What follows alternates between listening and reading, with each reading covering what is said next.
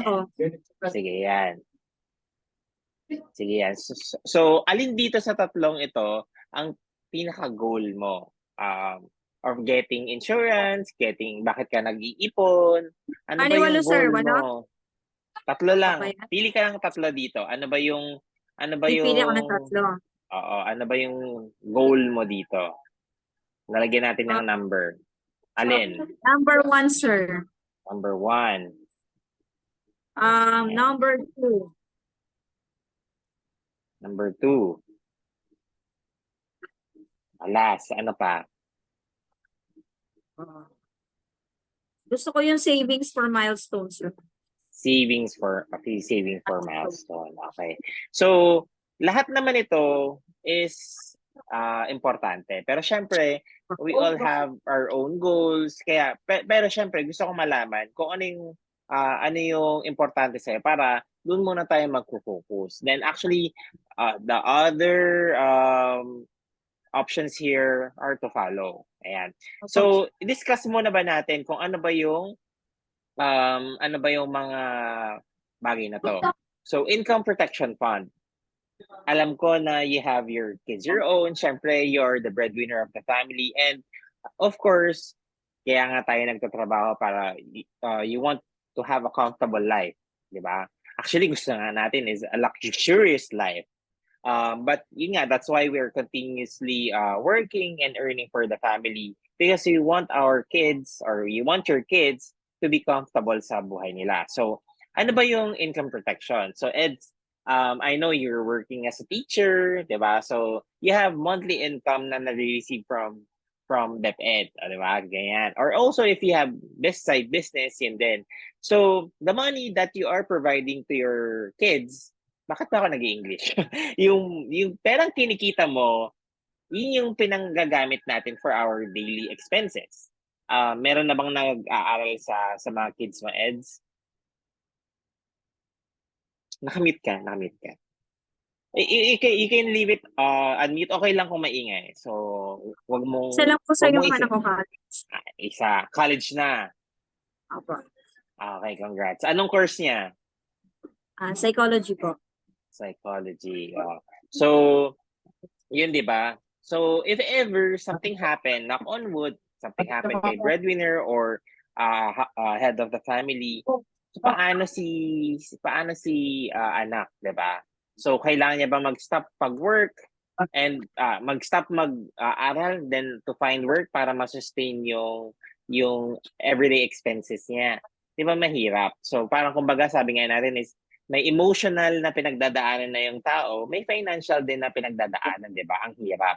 So, what if si head of the family is may 5 million coverage and something happened to him or her at may 5 million na makukuha yung may iwang family, 'di ba? It would be great na hindi mahihirapan na mag-cope sa loss yung family. Siyempre, hindi naman mapapalitan ng pera ang buhay ng tao. I completely agree with that. Pero, siyempre, if I have 5 million,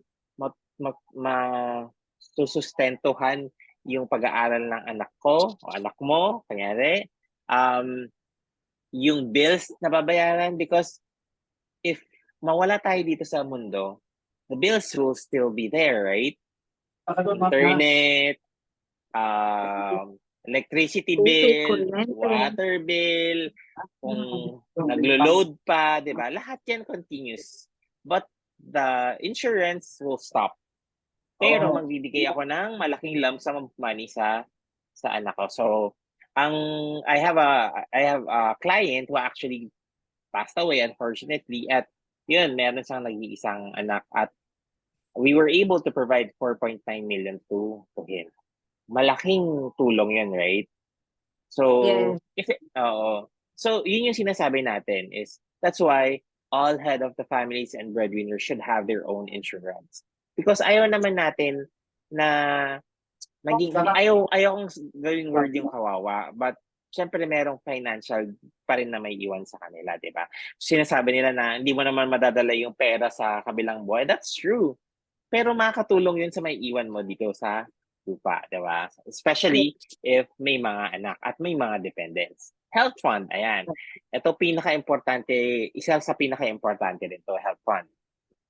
Kasi dito sa Pilipinas, we have PhilHealth, but syempre, PhilHealth is not enough. Portion of the medical bills, pinabayaran niya. Pero what if critical illness happens? Di ba may mga makikita tayo sa Facebook, they're asking for help. There's nothing wrong with that. Nagbebenta sila ng mga properties nila, di ba? Because they need money for the medication. So, we can actually help you, Eds, to prepare your health fund. Because yun nga, ang mga options natin pag nagkasakit tayo, ano ba? Pwede nating ibenta yung mga properties natin, pwede nating i-withdraw yung mga investments natin na ang lungkot lang na pinaghirapan natin yan for so long. Diba? 'Di ba may mga ano tayo, nakikita tayo sa mga kaibigan natin, they're selling their house. Siyempre, hindi naman isang iglap lang yun tinatayo, 'di ba? Pinag-ipunan nila yun ng matagal na panahon.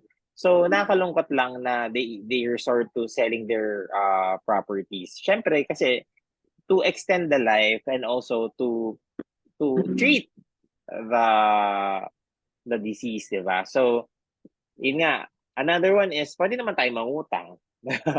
Which is lagi yan, mangutang. Mangutang sa kaibigan, mangutang sa bangko, 'di ba? So, and we don't want that to happen kasi nga parang stress ka na sa sakit, 'di ba? Siyempre ayaw natin mangyari yun. Stress na sa sakit si client, si patient. Tapos stress pa siya saan ako kukuha ng pangbayad sa bills, 'di ba? So, is it better na you have a health fund or insurance na if ever magkaroon ng critical illness, may lump sum money na makukuha, 'di ba? So, ang sinasabi ko nga dito lagi is, ano bang mas mahirap ilabas? 1 million or 30,000 a year?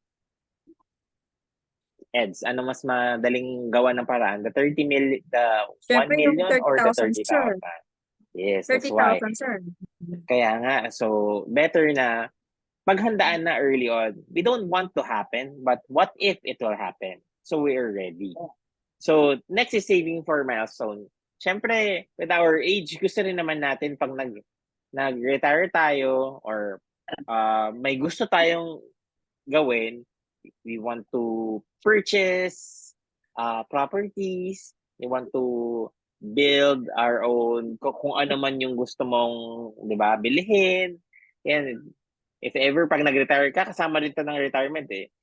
Pwede kang mag-travel, 'di ba? Kasama na 'yan eh. So saving for milestone. Kumbaga, liquid ka. So, ang sarap ng feeling na minsan 'di ba, papasok ka sa isang store, you don't need to check the price tag, kuha ka lang ng Yes. kuha, 'di ba? Tapos hanap ka ng sale. 'Di ba? So, it's okay to look for sale kasi syempre makakatipid. Pero minsan 'di ba, ang sarap ng feeling na ay gusto ko tong damit na to. Hindi mo na titignan kung Kaya magkano yung lang. price tag, 'di ba? Oo. Oo. So, that's the goal. You want to be on that level na syempre sabi ko nga kanina is comfortable and also luxurious if possible. So, tatanong ko lang, Eds, do you have current life insurance? Wala, sir, kasi nag-lapse yung insurance ko nga sa Insular Life. Pero pwede daw magpa-reinstate within 2 years. Yes. Or if ever gusto mo, since advisor ka na, you can get your own insurance policy on your own. Para syempre, kumbaga, in a sense, it's a discounted pero hopefully, we don't, huwag na nating ilalapse to ha. So, ganun. So, ano ba yung goal?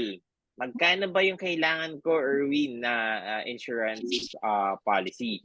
So, ang tanong ko dyan lagi is, magkano ba yung total expenses ng family? Or magkano ba yung lagi mong binabudget on a monthly basis sa family mo? So magkakaroon tayo ng computation. Why?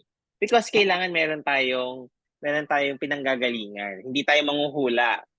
So magkano ba yung expenses mo? So gumagastos ka ba ng around 30,000 a month? Kasama na yun lahat bills, food, transportation, etc., etc. At yung syempre binibigay mo sa anak mong tuition tuition, though dadating naman yung time na matatapos yun. But for now, yun kasi yung ano natin eh. Yun yung goal is ma-replacing income if ever something happen. So, how much sa tingin mo? Siguro, sir, mga 20. 20. Okay, so the 20,000 times 12. So actually, your yearly expenses is 240. 240,000. So what we will be doing is lita times lang natin siya ng 10. So that's 2.4 million. Ayan. Sorry, blurred. Ayan, 2.4 million. So meaning, if ever, ayan, lalagay natin 2.4 million. If ever something happened kay insured, may 2.4 million na may iwan sa anak. So, since the 2.4 million, yan yung if ever mapupunta sa kanya, yun yung pwede niyang gamitin for everyday expenses and also for education. Anong year na ba si anak mo? Bale, second year na po ngayong pasukan. Second year. So kung titignan natin, Eds, second year, saan ba siya nag-aaral? Is it a state university? Is it Private po private? sa FEU po. Sa FEU. Opo, So I scholar think the naman po, 2.4, scholar, that's why. Scholar Okay. naman siya. That's why it's 2.4 million. Kasi you can actually, ito, on a side note, you can actually ask your client, may nag-aaral pa po ba? Kasi just in case, wait lang ah.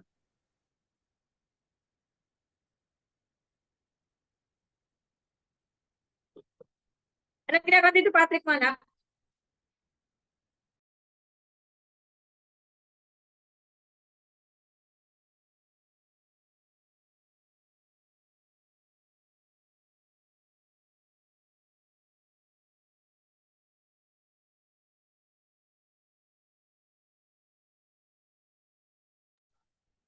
Ayun, sorry about that. So, yun, you can actually check, meron ba siyang binabayaran na mortgage? May 'di ba? Kasi the thing is, if ever kunyari may binabayaran lupa, kunyari may kinuha kang lupa, may binabayaran ka, you can actually add that para if ever maiwan yung pera, fully paid din ni anak yung property. Just in case lang mga ganong scenarios. So, I include that. So, here, may 2.4 million ka and ang balance to goal mo is 2.4 million pa rin. Kasi you don't have anything yet at the moment. Okay? Then, educational fund. Ayan. Since for now is hindi ito yung goal natin. And investment, hindi pa masyadong goal din ito. But I want to know, meron na bang mga current investment portfolio tayo? Kasi it's also part pala, sorry. It's also part of the saving for milestone. May mga current investment na ba? May mga ipon na ba for this? Nakamute ka. Wala, sir, eh. Wala pa. Sige. Okay. Wala naman. So, Wala naman magkano sizable ba tayo yung savings. So magkano ba yung gusto mong investment in the future? You want 5 million, 10 million? Siyempre, higher po, sir, kasi kahit pa paano, gusto naman nating mag-travel abroad sana, ganun. Sige, po. lagay natin 5 million. So, balance to Opo. goal natin is 5M.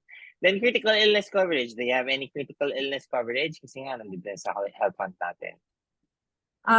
Wala po, sir. PhilHealth lang Wala. po ang ano ko po ngayon. So, sa tingin mo, Eds, if ever money is not a problem, how much coverage or how much tawag dito? Health fund do you want? Kunyari, magkasakit per year ako. po ba, sir? Hindi, I mean, kunyari, ang ano dito is, if ever magkasakit, knock on wood, alam kong meron akong health fund or meron akong perang pagkukuhanan dedicated for this. Opo, at least 500,000, sir, kasi 500,000. nakikita ko yung mga bill ngayon, ang lalaki na eh. So sa tingin mo, half a million is okay? If ever At cancer, least, sir. heart attack, Oo. 500,000. Pinakamalit na yun, sir. Kasi Okay. dialysis, gano'n. So sa hospitalization, so sabihin na natin half a million din. Yes, sir. Kumbaga, pinakamaliit na amount na yun. Okay. Minimum. So dito sa table na to, actually the goal is ipa-realize natin kay client na ano ba yung meron siya at ano pa ba yung kulang niya. Because sometimes, nalilimutan natin, ay oo nga no, wala pa akong insurance. Kasi dito pa lang, sa current status, puro zero. For example, syempre ikaw yung client dito. So syempre, Eds, mapapansin natin wala tayong coverage. Syempre, the worry is if something happened, ano yung makukuha ni beneficiaries. So, ito sinasabi ko is minimum. So, for example, si client mo 1,600 per month. I think ang coverage lang is around 700,000. Most definitely 700,000 lang yun kasi that's prime, that's 1.6, mga ganun lang yun siya. So alam mo na magkano yung kulang niya, kailangan niya pa ng 1.7 million. So syempre, the higher the coverage, the better. Kasi syempre, Opo. paano kunyari, bago siya nawala is na-hospitalize mo na siya. Syempre, may mga Oo, bills na opo, sir. babayaran, tapos nag-pass away. So baka yung insurance coverage, insurance claim is mapunta lang sa binayad sa hospital.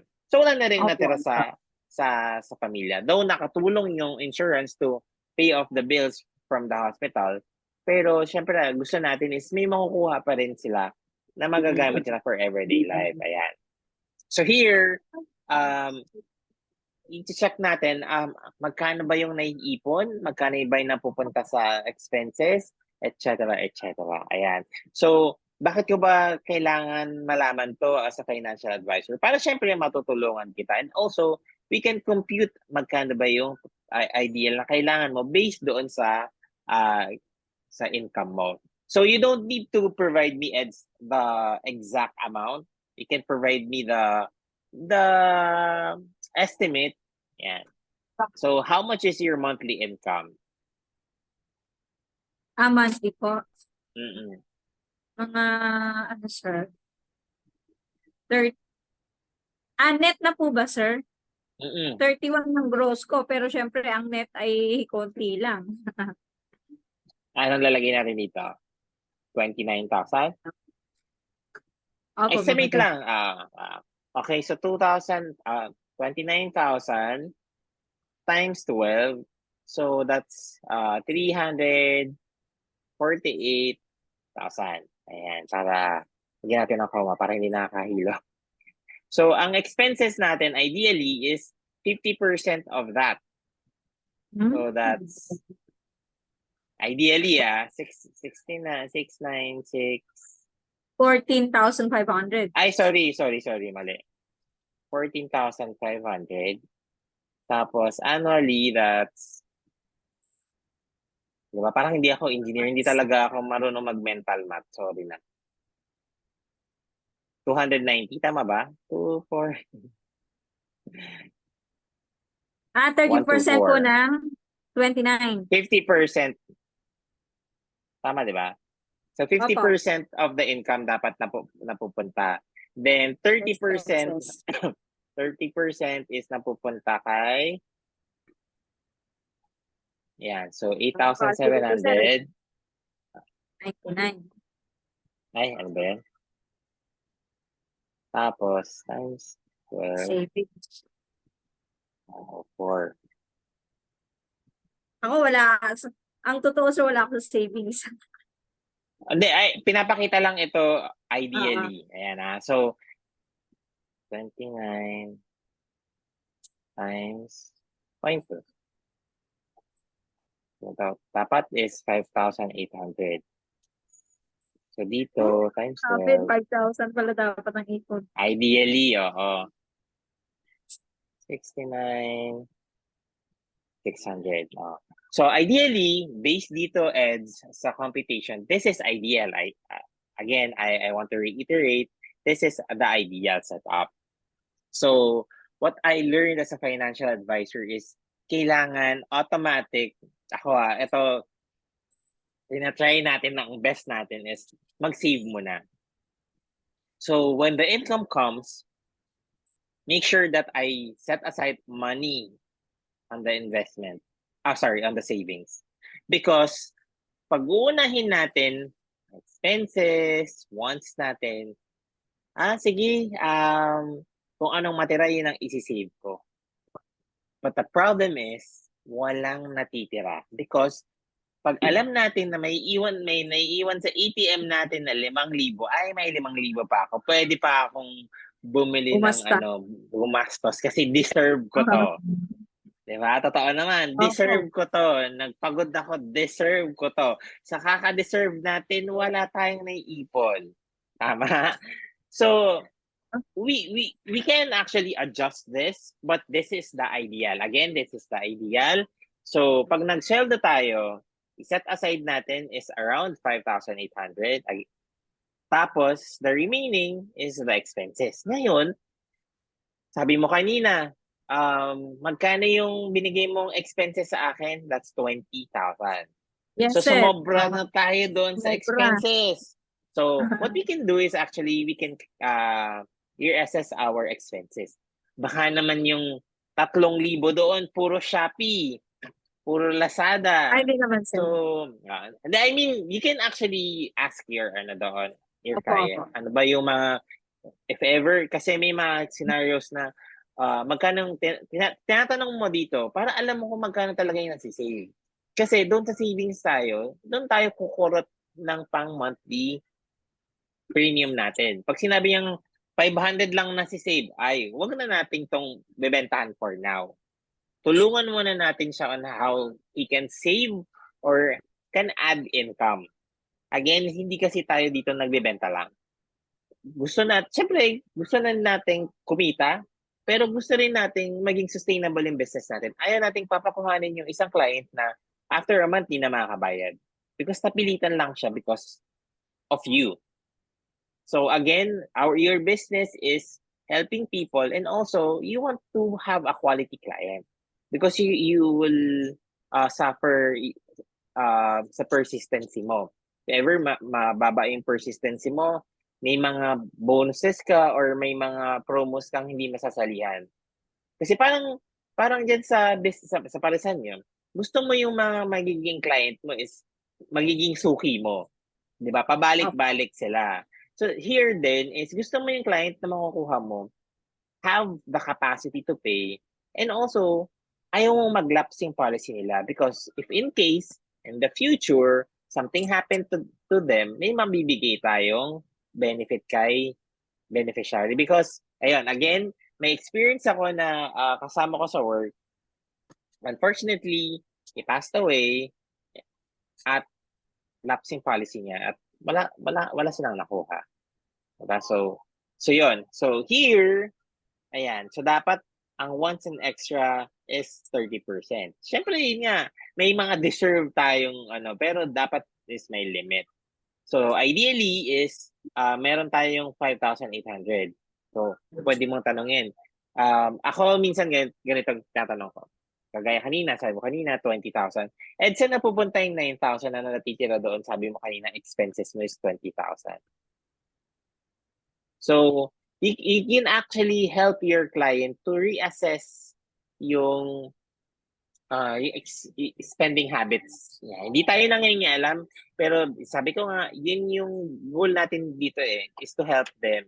Kasi kung ganun yung magiging habit niya all throughout, ilang years na nag-work si client, wala pa rin nasi-save. Kaya doon tayo papasok. We're here to help. Ganito yung gagawin natin. Ma'am, masyadong mataas po yung, sumosobra po yung expenses natin. So, siguro ma'am, ideally, you can download, may mga apps na po tayo na you can actually track your expenses para if ever nalalaman mo kung sumosobra ka na ba doon sa ideal expenses mo. Because your goal, ma'am, is makaipon. So, dapat meron tayong gawin to help you start to make your ipon. Hindi tayo sound na nagiging parang ano tayo, bida-bida tayo ganyan. Because again, babalik ako, ano po ba yung matutulong ko sa'yo? Always like that. Always like that. Ano po ba yung matutulong? So, pag sinabi niya, ay, hindi ko kailangan yan. That's okay, ma'am. You can actually use any type of monitoring if you want. Kasi ma'am, ang goal po natin is makaipon kayo. Kasi di ba ang goal natin is magkaroon tayo ng saving for milestone. So, paano po tayo makakaipon if you're not willing to try things na makakatulong po sa atin na mag-save? Does it sound very preachy? Does it sound very commanding, di ba? Parang, so, yun ang lagi kong sinasabi sa lahat ng advisors is, ano ba yung mga offer kong tulong? Hindi, do you think na sound binibentahan kita dito sa presentation ko?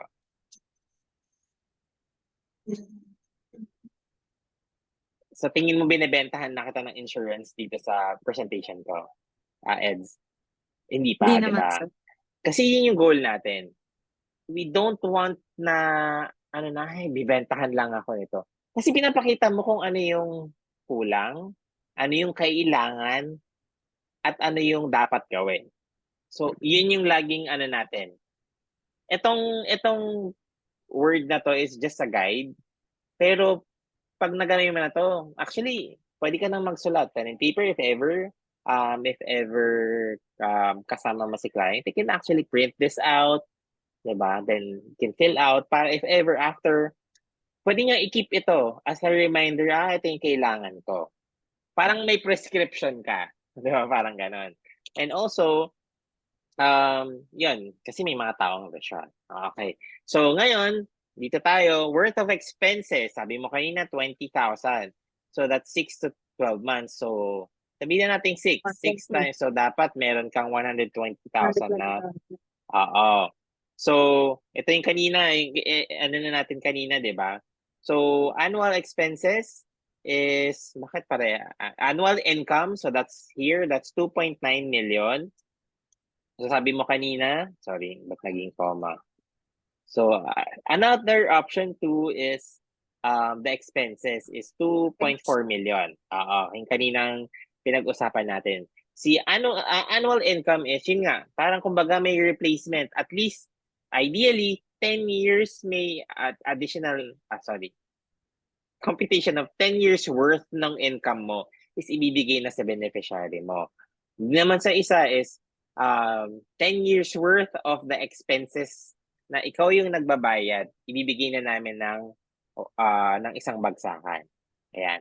So, the critical illness fund, that's 5 times of the income to 29,000 times 5. So, that's 145,000. Ayan. Ay, sorry. Annual income. Sorry na. So, 348 times 5. So, that's 1.74 million. Alam mo kung bakit? Because, for example, if nagkasakit si client, hindi lang naman treatment and medication ang kakailangan niyang gagastusin. Especially kung head of the family siya. Saan manggagaling yung perang pang everyday bills pa rin ng household? If ever may nag-aaral, sino pa rin ba yung magbabayad ng tuition fee? It's still the head of the family. Saan kukunin yon? Dito. Kaya the higher, the better. Kasi nalilimutan natin, si client nagkasakit o may cancer, stop siya mag-work. So, stop mag-work, walang income, may ginagastos. So, kaya yung 500,000 na to is just for the treatment. Paano yung income? Paano yung gastusin sa bahay? Saan manggagaling? Manggagaling ba dito sa 500,000? So, ano na yung matitirang pang treatment and medication? Following? Diba? So yun. So, retirement fund. The annual expenses is 20,000, sabi mo kanina. So, that's 240,000. Pero you can actually set this, for example, single or pwede mong personal expenses. Then current age is your 40, 2, tama ba? Opo. 42. Then, retirement. Anong age mo gusto mag-retire? 55. 55. O, sige, walang problema dyan. Years before retirement, so dapat in 13 years, Diyos ko, Ed. 13 years. In 13 years, Okay. Ed. Maganda sa inyo is you have pension. So, ilang years of service ka, di ba? May competition yan, ilang years of service. So, sa 13 years, meron na yan kasi, di ba, nag-start 10 years. O, di ba, alam ko kasi, ate ko teacher yan, minsan pinag-uusapan nilang nila yan eh, kasi dalawang sister ko are teachers. Mother ko is a retired teacher. Buti na lang teacher si nanay kasi meron siyang pension. Hindi niya need bang hingi ng pera sa akin every month, parang gano'n. O, di So, ba? pero syempre nagbibigay pa Pwede. rin naman tayo. Oo. But syempre maganda pa rin na meron siyang money on her own yan. Minsan sasabi niya, "Oh, nandito ako sa Laguna, andito ako sa sa Pangasinan." Ganyan. So, 'di ba, ang saya ng ganong setup. But not everyone have pension. Hindi lahat is government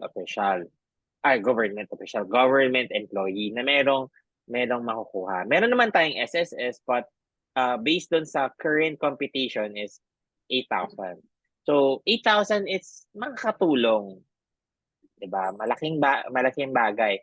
Actually yung 8,000 is if ever mataas yung contribution mo, paano kung mababa, 'di ba? So years of retirement. So pag nag-retire ka ng 55, ilang taon na si mother mo, Eds? 60 na po. 60. 62. 62. Normally sa lifespan ng mga lolo't lola natin, anong age sila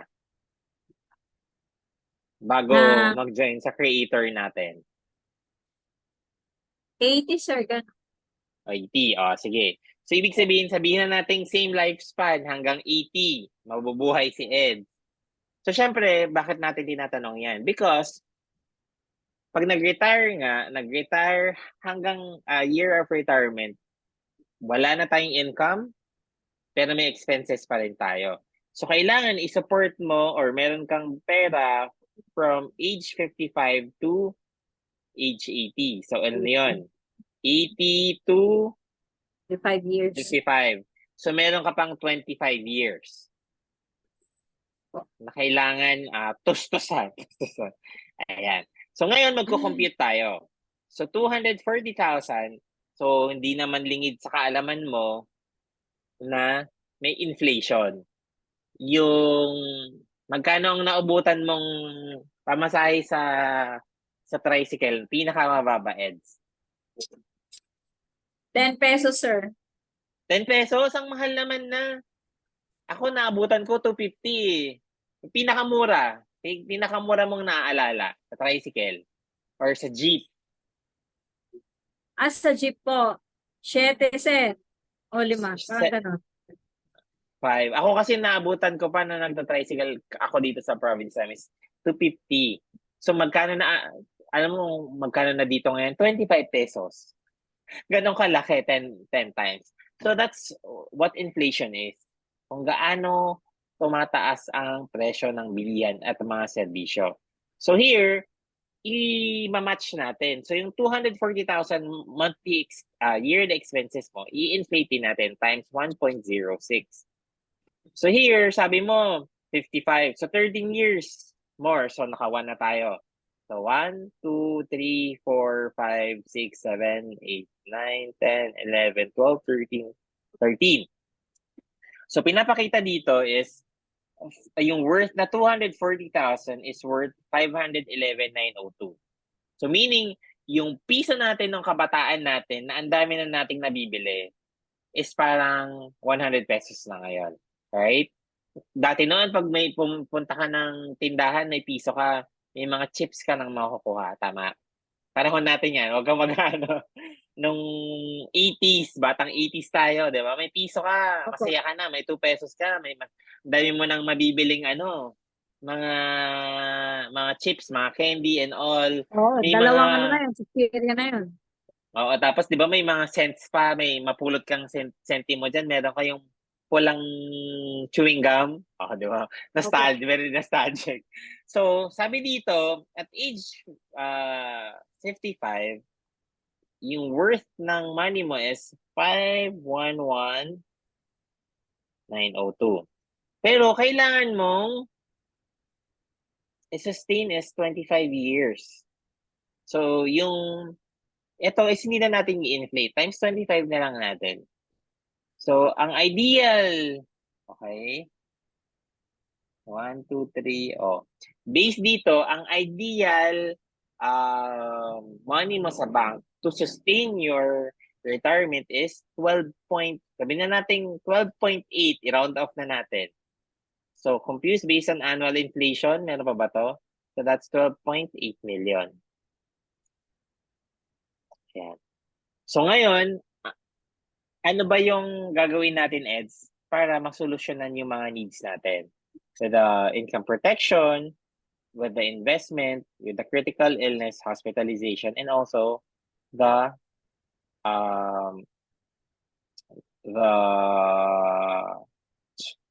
the retirement fund. Ayan. So ngayon, Insular Life will help you to build your retirement fund to for you to have the coverage, for you to have critical illness coverage and also hospitalization. So, okay ba yun sa'yo? Then, you can actually proceed with the tawag dito, creating a proposal. Stop ko na dito.